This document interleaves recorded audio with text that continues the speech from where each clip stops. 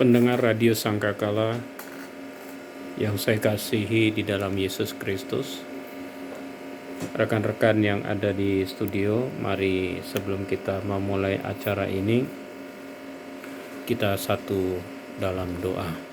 Mari kita berdoa.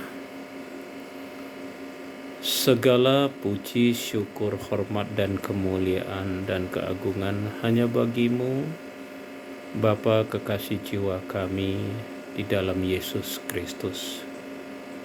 Kami bersyukur, berterima kasih pada malam hari ini Tuhan masih memberikan kami waktu dan kesempatan untuk kami menjamah pekerjaan-Mu yang Maha Kudus ini. Sebelum kami memulai acara ini ya Tuhan, kami memohon, sucikan kuduskan kami, ampunkanlah segala dosa dan kesalahan kami, layakkan kami ya Tuhan.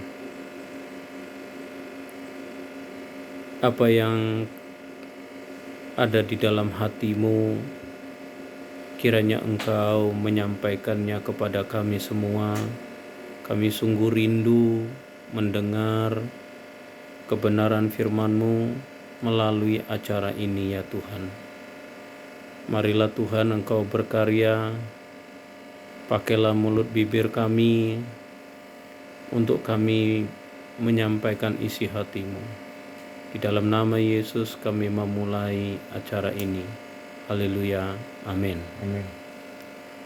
Pendengar Radio Sangkakala yang saya kasih di dalam Yesus Kristus, hari ini di tanggal 27 Juli 2020 ini kita akan membahas satu tema, yaitu freedom of fear.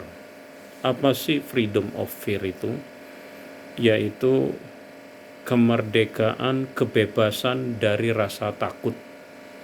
Ya, dari rasa takut. Nah, untuk itu sebelum kita mempelajari firman Tuhan, mari kita buka Alkitab kita yang terambil dari surat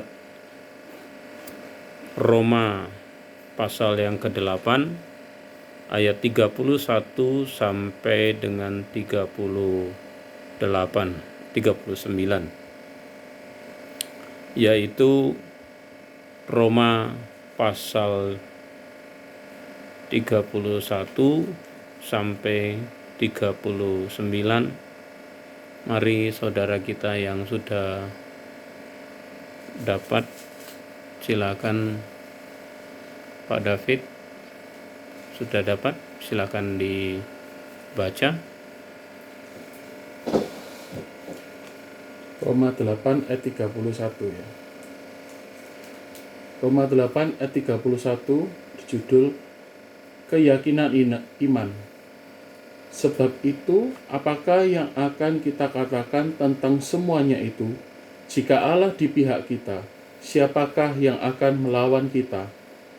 Ayat 32, Ia yang tidak menyayangkan anaknya sendiri, tetapi yang menyerahkannya bagi kita semua. Bagaimanakah mungkin Ia tidak mengaruniakan segala sesuatu kepada kita bersama-sama dengan Dia? 33, apakah yang akan menggugat orang-orang pilihan Allah? Allah yang membenarkan mereka. Siapakah yang akan menghukum mereka? 34, Kristus Yesus yang telah mati, bahkan lebih lagi yang telah bangkit, yang juga duduk di sebelah kanan Allah, yang malah menjadi pembela bagi kita. Siapakah yang akan memisahkan kita dari kasih Kristus? Penindasan atau kesesakan, atau penganiayaan, atau kelaparan, atau ketelanjangan, atau bahaya, atau pedang? 36, seperti ada tertulis, oleh karena Engkau, kami ada dalam bahaya maut sepanjang hari. Kami telah dianggap sebagai domba-domba sembelihan.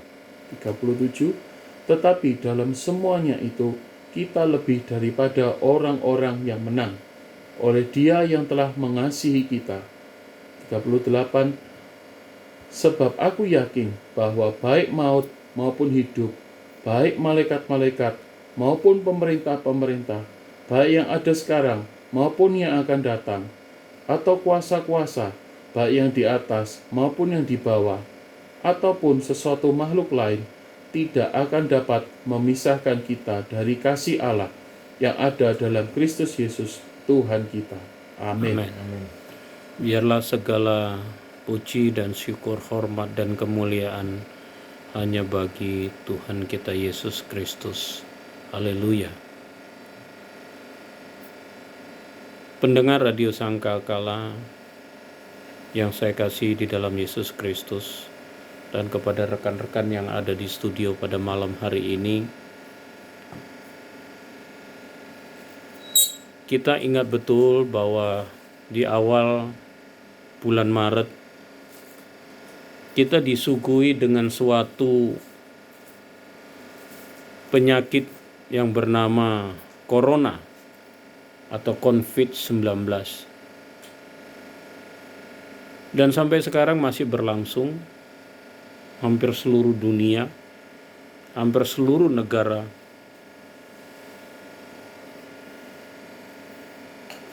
kena masalah ini.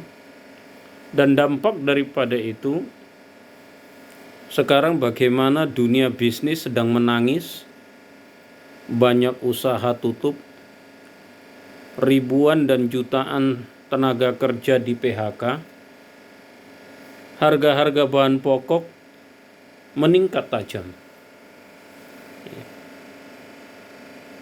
Nah, inilah fakta, inilah realita hidup hari-hari ini yang kita alami semua. Bukan hanya di Indonesia, tetapi hampir seluruh dunia sedang mengalami ini. Bagaimana perusahaan-perusahaan raksasa, kapal pesiar, ya, mereka juga udah mendekati ambang kolek. Ada teman saya yang seorang pilot senior di Bangladesh juga mengalami yang sama, sudah sekian bulan tidak flight, tidak terbang, dan pengangguran, tidak ada jadwal atau schedule untuk flight. Bahkan mau datang ke Indonesia, nanti diharapkan bulan November dia akan datang ke Indonesia. Mungkin mau beralih profesi menjadi seorang pengusaha. Dia sudah kontak saya, kita mau buka bisnis kuliner. Nah, inilah fakta. Nah, lihat kenyataan hidup hari-hari ini, secara manusiawi kita pasti memiliki rasa khawatir, pasti rasa takut. Hidup tidak semakin baik. Ini yang perlu saya garis bawahi kepada kita semua, supaya kita sadar, supaya kita tahu bahwa hidup ini tidak semakin baik. Hidup ini tidak semakin mudah. Ya. Saya tidak mau menina-bobokkan jemaat Tuhan. Saya harus ngomong apa adanya, dan karena ini juga Alkitab bilang bahwa hidup ini tidak semakin baik, hidup ini semakin sulit, manusia semakin jahat, orang semakin egois, menang sendiri, bahkan garang untuk mendapatkan sesuatu yang menurut keinginannya. Dia akan melakukan apa saja. Tadi malam saya melihat berita di salah satu televisi swasta, bagaimana seorang anak diculik, kemudian dijual atau diganti atau dibarter dengan 4 kaleng, apa istilahnya, tabung LPG yang 3 kilo. Sudah sangat begitu parahnya keadaan ini. Seorang anak itu ditukar, barter. Jadi anak ini diculik, kemudian dibawa ke toko, dibarter dengan 4 tabung LPG yang 3 kilo. Nah, untungnya tertangkap CCTV. Inilah realita hidup. Tetapi sebagai hamba Allah, saya juga mau sampaikan pada kita semua, ya, dimanapun kita berada, siapapun yang mendengar program ini, saya cuma mau mengingatkan kita semua bahwa setiap kita yang percaya kepada Yesus Kristus,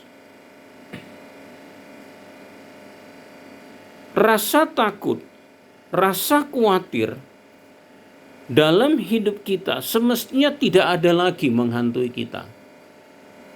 Ya. Ini yang harusnya saya sampaikan. Jadi ketakutan, kekhawatiran yang dimiliki oleh manusia atau orang-orang saat ini harusnya itu tidak perlu terjadi di dalam kehidupan anak-anak Tuhan, orang-orang yang percaya kepada Yesus. Kalau Anda bertanya kepada saya, "Loh Pak Rufinus, bagaimana usahamu?" Sama, saya juga mengalami hal yang sama. Ada begitu banyak perusahaan yang saya harus handle, yang tangani perawatan kendaraan mereka, itu di-reschedule. Atau hanya yang penting-penting saja. Sementara yang perbaikan pribadi pun cukup menurun. Karena apa? Keuangan mereka juga menurun. Ya. Bahkan ada salah satu supplier air minum yang saya handle, mereka sampai bilang kemarin Sabtu, biasanya Sabtu itu puncak-puncaknya orang beli air minum. Mereka sampai bilang, "Pak, banyuku lo gak payu." Loh, kebetulan yang saya pegang ini adalah distributor air mineral. Ngomong, dan ini terkenal, perusahaan ini terkenal, sangat terkenal di Indonesia. Ngomong ke saya, "Pak, tolong biaya perbaikannya diatur lagi, dikurangi, banyuku gak payu," jari ini. Loh apa wong ngombe iki perkara corona iki wong ngombe iki apa dikurangi ta ya apa kan gitu loh. Ternyata tidak. Saya diskusikan dengan karyawan saya diskusikan sama istri saya, kesimpulannya sama. Jadi mereka tidak lagi membeli minuman kemasan, tapi mereka beralih kepada isi ulang. Nah, padahal ini kan resiko isi ulang. Ya kan? Nah, ini yang menjadi, ya kenapa sampai terjadi begitu? Ya kalau dia beli air mineral yang kemasan, harganya katakanlah bisa dibandingkan dengan isi ulang itu bisa 3 kali lipat. 1 galon air minum mineral kemasan bisa 3 galon isi ulang, 1:3. Sampai begitu.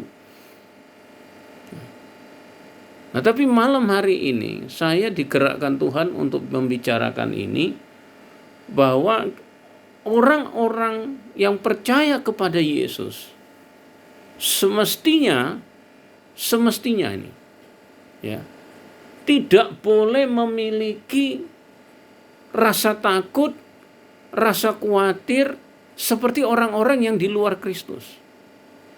Dengan kata lain,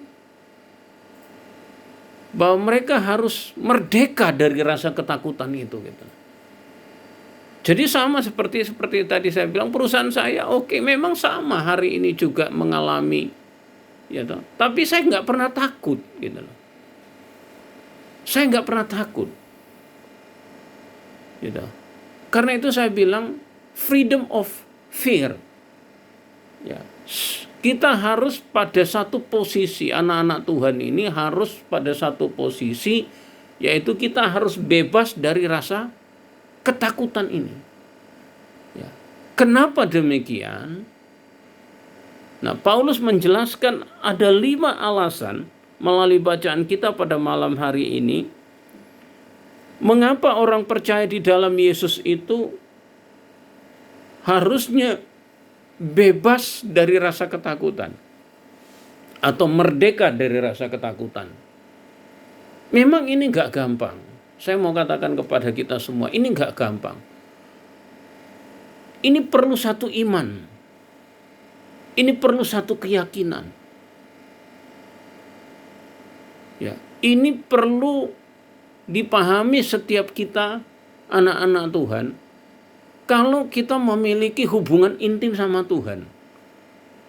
Kalau Anda tidak memiliki hubungan intim sama Tuhan, Anda tidak tahu karakter sesembahanmu, maka Anda tidak akan pernah menjadi seorang pribadi yang akan bebas dari rasa ketakutan. Karena ketakutan ini adalah salah satu karakter manusia. Manusiawi maksud saya. Tapi jangan ketakutan ini membelenggu kita. Ketakutan ini menguasai kita. Gitu. Jangan sampai ketakutan ini dominan dalam hidup kita sehingga kita nggak bisa melihat karya-karya Allah yang begitu luar biasa dalam hidup kita. Padahal kita tahu anak-anak Tuhan ini dipelihara dengan kuat kuasa Tuhan yang luar biasa. Dipelihara dengan kekuatan Allah. Nah, itu juga yang diungkapkan Paulus pada malam hari ini melalui bacaan kita. Ada 5 alasan yang diungkapkan Rasul Paulus bahwa kita aman di dalam Yesus Kristus. Dalam situasi apapun. Dalam kondisi apapun. Dan saya secara pribadi memprediksikan masalah corona ini, bukan saya menakut-nakuti, tetapi saya bisa melihat sampai tahun depan pun ini belum selesai. Khususnya dampaknya, dampak ekonominya. Karena itu kita harus siap dengan kenyataan hidup ini. Itu yang selalu saya ngomongkan kepada teman-teman, bahwa kita harus siap whatever. Dan kita tidak perlu rasa takut. Kita tidak usah khawatir. Kita harus bebas. Gitu. Kenapa? Yang pertama, coba kita lihat jaminan di dalam Kristus itu luar biasa. Ya. Jadi kita bersyukur, berterima kasih kepada Tuhan Yesus. Ya, bahwa kita ini ada dalam pemeliharaannya yang sangat-sangat luar biasa. Coba kita lihat ayat 31-nya. Alasan pertamanya, coba lihat ayat yang 31. Sebab itu, nah itu dia. Sebab itu, nah ungkapan sebab itu adalah satu kesimpulan. Karena itu, nah itu loh. Ya. Apakah yang akan kita katakan tentang semuanya itu? Semuanya itu. Jadi ungkapan semuanya itu, whatever make you fear, gitu loh. Apa yang membuat engkau takut? Apa yang membuat kamu khawatir? Gitu. Sebab itu, apa yang akan kita katakan tentang semuanya itu? Jika Allah di pihak kita, siapakah yang akan melawan kita? Ya. Jika Allah di pihak kita, siapakah lawan kita? Ya. Jadi yang pertama, alasan kenapa kita harus, anak-anak Tuhan ini harus takut dari rasa kekhawatiran. Kita harus freedom dari rasa ketakutan ini. Alasan pertama, karena Allah ada di pihak kita. Karena Allah ada di pihak kita.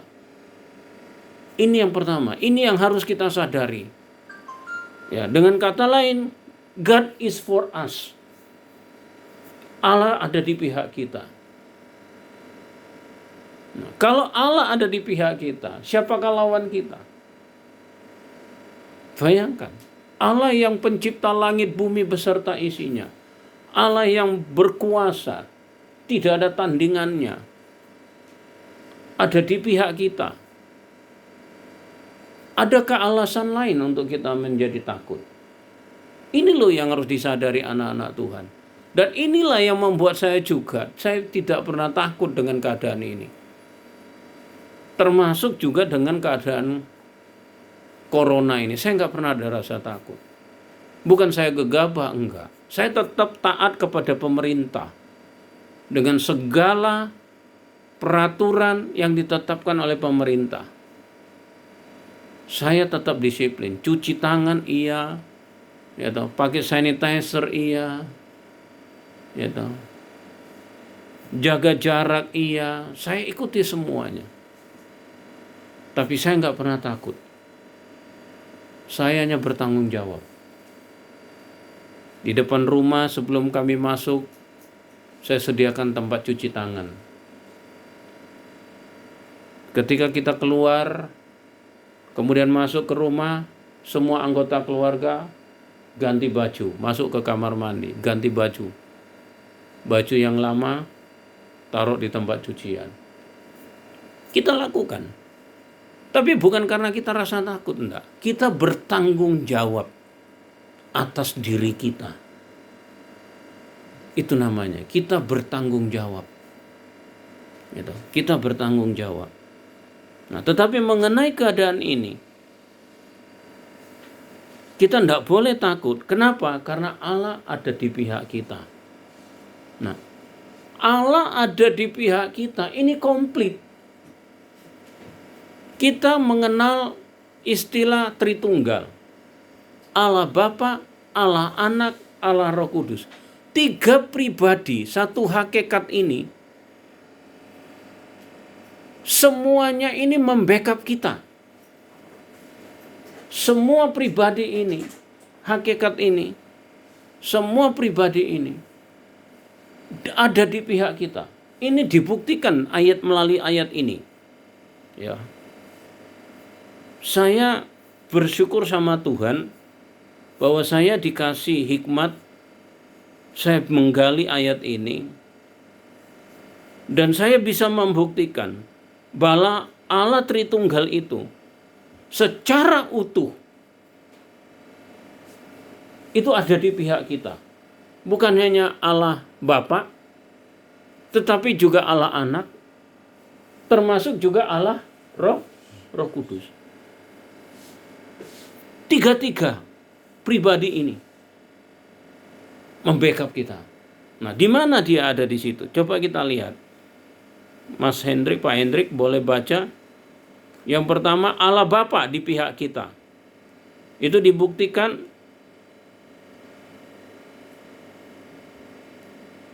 di ayat Roma pasal 8 ayat 32. Tolong dilihat, Pak. Roma pasal 8 ayat yang ke-32. Beginilah firman Tuhan. Ia yang tidak menyayangkan anaknya sendiri, tetapi yang menyerahkannya bagi kita semua. Bagaimanakah mungkin ia tidak mengaruniakan segala sesuatu kepada kita bersama-sama dengan dia? Amin. Amin.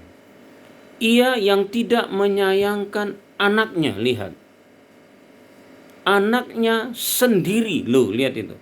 Ini contoh bahwa Allah Bapa berpihak kepada kita, ada di pihak kita, yaitu dengan dibuktikan dengan menyerahkan anaknya bagi kita. Anak yang sangat dia kasihi. Siapa itu? Yesus Kristus. Yesus Kristus itu diserahkan, dikorbankan untuk kita, dan ini bukti bahwa Allah Bapa sangat mengasihi kita. Ini membuktikan bahwa Allah Bapa ada di pihak kita.